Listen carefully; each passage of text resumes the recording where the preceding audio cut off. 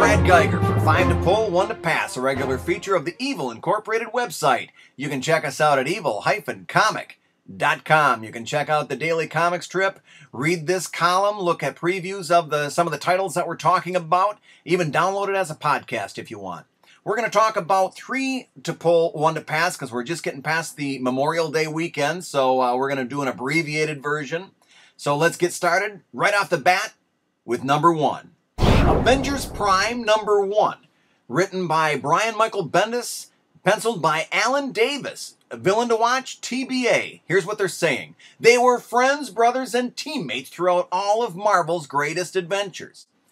But recent events turned them into the bitterest of enemies. In the wake of the siege of Asgard, Thor, Iron Man, and Steve Rogers are brought together on the same side once more. But these great heroes can't truly trust each other yet. They better start soon, because something only the big 3 can handle is tearing their world apart. This all-new, grand and dangerous adventure will catapult our heroes into the explosive heroic age. Now here's what I say. Avengers Prime stakes out its narrative territory within the first 3 pages, with the Avengers touchstone trio, Captain America, Iron Man, and Thor, standing amidst the ruins of Asgard. Iron Man consoles the grief-stricken thunder god that anything can be rebuilt, and he uses his armor as an example. Steve Rogers pointedly states out that he hasn't decided whether he's going to allow Tony Stark to rebuild the Iron Man armor. This touches off a tinderbox of emotion between the two that clearly reaches back to the unresolved issues of Marvel's Civil War. After a barrage of verbal blows, Thor simply states, "If you two are here on my behalf, please feel free to take your leave." And that is the emotional triangle that the team of Bendis and Davis are going to stake out for the remainder of this series. Bendis has the ability to make it matter, and Alan Davis has the chops to make it real. You're going to want to pull this one. Let's go to number 2. Brightest Day number 3. Story by Jeff Johns. Art by Peter Tomasi. Villain to watch, Black Lantern Firestorm? Here's what they say. If this is Brightest Day, what's Black Lantern Firestorm doing on our cover? Here's what I say. That's not much of a solicit to follow, and I haven't seen a preview yet, but Brightest Day has been pretty good by my estimation so far, so I'm giving it a pull for another week. I'm going to pull it not only for that reason, but this whole Firestorm, the Black Lantern Firestorm idea, belies the fact that my prediction a few weeks back that the Black Lanterns are not completely gone may have been right on the money. And I love being right on the money. And now, let's go on to number 3. Herald's number 1. Story by Catherine Immonen. Art by Tansy Zonjic. Villain to watch, Powerful Forces. Here's what they say. The Women of the Marvel Universe event continues with the blockbuster of the summer. A fast-paced 5-issue weekly series by Catherine Immonen and Tansy Zonjic. Tansy Zonjic. Powerful forces are converging on the Earth, and the women of the Marvel Universe are at the center of it. Years ago, a Herald of Galactus sacrificed her life for the universe. Little did anyone realize a shred of that spirit lived on. And now she's back for vengeance on those who abandoned her.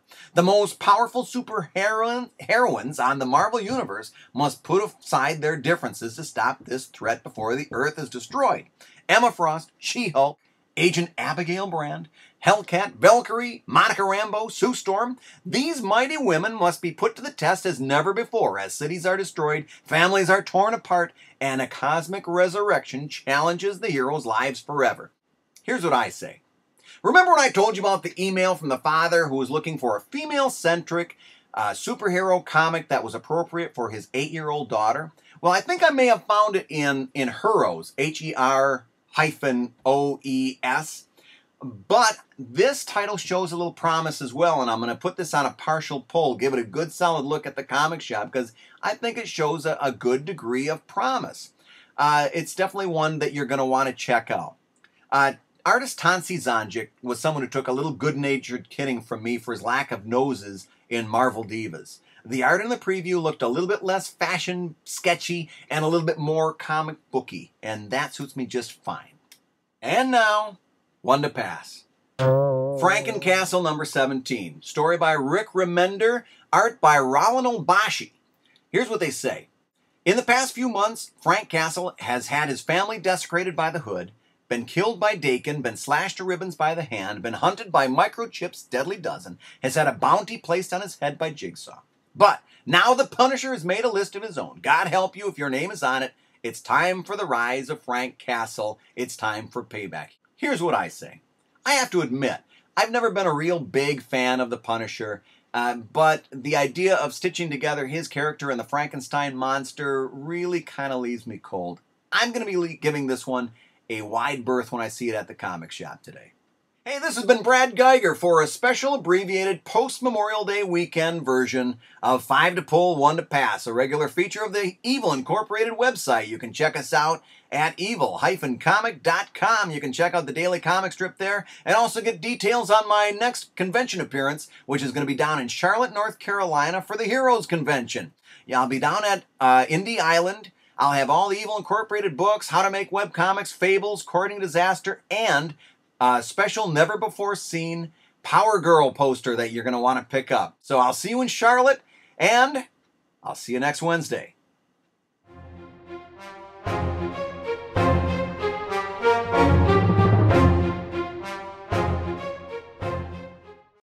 Tansi Sanjik.